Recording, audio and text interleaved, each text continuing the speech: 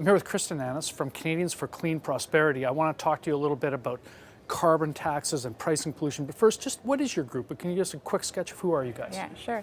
So thank you. Canadians for Clean Prosperity is a grassroots organization, and we're building a movement across Canada of Canadians, businesses, communities, individuals that support a strong economy, lower taxes, and less pollution. And the mechanism for doing that is really using market mechanisms and free enterprise to kind of solve pollution. Right. And you have a sort of an entrepreneurial edge to your group, right? You have some people who are business people interested, not enviro-weenie Sierra Club people, but business-oriented people, right? Is that correct? Yeah, no, that's okay. Right. Our board is comprised entirely of entrepreneurs. Right. Our advisors kind of run the spectrum as well. We've got, in terms of our advisors, we've got Todd Hirsch, who is an Alberta economist. Right. We've got Don Drummond, chief economist of TD Bank. These are people who are hardcore people interested in the free market. Yep. Okay, so you're coming to the Manning Conference where people are, there's a good swath out there that doesn't want to hear about carbon taxes. And you know, I know you're interested in pricing pollution more broadly, but that's the issue that people here are mostly thinking about. Yeah.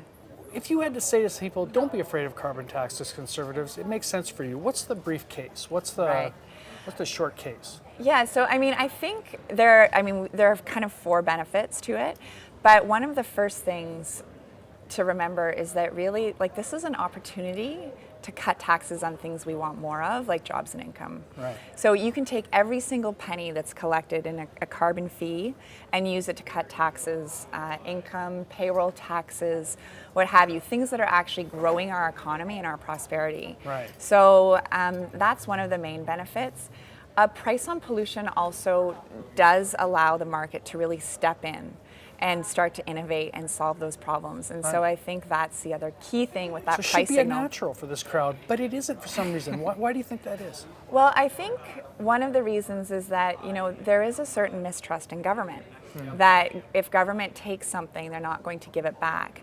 And I think that's where our group comes in, because we really are there to help hold government accountable. And we can do that. We've seen it work in BC, where BC actually has refunded every single penny of their carbon fee. They've refunded BC citizens to the tune of $5.6 billion. It's sort of a pilot project I think a lot of Canadians aren't really aware of outside BC. Yeah, so it has been successful. And it hasn't tanked the BC economy. BC government was one of the only ones to post a budget or balance their budgets in 2014.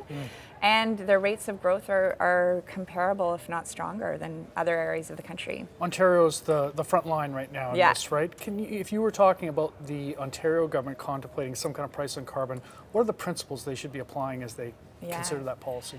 So we actually have a campaign running right now in Ontario, because Ontario has come forward and they've said that they want to put a price on carbon.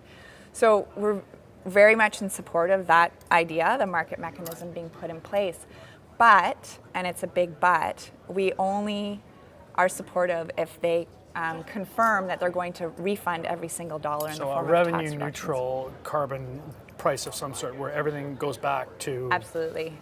To citizens, to businesses, to communities, so that we can grow and prosper. It's not, this shouldn't be a discussion about the size of government or whether we're going to fund, the deficit or pension plan. It really is an opportunity to cut taxes on things we want more of. And just back of the envelope math, you could see tax reductions, if they followed the BC model, tax reductions of $3.2 billion a year to Ontarians. So it's a huge opportunity, right? We've talked about BC and Ontario, which raises the next question I have in mind. Somehow has this important policy debate become a provincial debate in Canada? Is it sort of impossible for it to now vault to the federal level where we talk about a national carbon price of some sort? Yeah. So I think both ways to approach it are possible. Provinces have different pollution profiles and they have different economies. So it might not be kind of a one-size-fits-all approach that is going to work for each province. Right. Alberta has their levy in place. They may choose to expand on that. But it's really a question of what's the most cost-effective way to do this? At some point, you might want the federal government to participate and help with harmonization and to make sure that businesses that come in aren't dealing with kind of 10 different pollution Or shopping around for the regimes. best regime. Is that a good thing? Maybe in a I way that mean, they shop for the best carbon regime. I think we're agnostic on that. Like Okay. it is about competition and really figuring out the best way to reduce it at the least cost. So, yeah, but I think there's a role for the federal government. Kristyn, finally, Yeah. you were on a panel this morning with Bob Inglis, who's a conservative voice in the U.S. in favor of carbon pricing and other kinds of pollution pricing, which puts in the minds, I think, of a lot of people in that room. Ultimately, is it essential that Canada harmonize with the U.S. on this kind of pricing, or is that a false hurdle to put in front of this kind of policy debate? Well, I think, there's an important role for Canada. I mean, we are a smaller market. Even, I think California is a bigger market than us. But there is an important role. I mean, even with the BC example, they're performing kind of a leadership role. And some of the innovations that come out from Canada are indeed social innovations. And so we can show, Mr. Inglis was saying it's important for Canada to take leadership, to show Americans, if at least psychologically, they're not alone on this issue. Yeah. American conservatives. American conservatives, even, and so I think there is definitely a role for Canada and Canadians and the provinces to showcase how this can work. And already with BC, we're seeing some of the Western states looking quite closely at what BC has done and using that as saying, you know what, this works. Like we can do this. This works. And I think there's really an important role for Canada to lead on that issue. And we've led on a million of other issues before this. Why not this one, right? Yeah. Kristyn, thanks a lot for talking to Maclean's. We appreciate having you here. Thank you.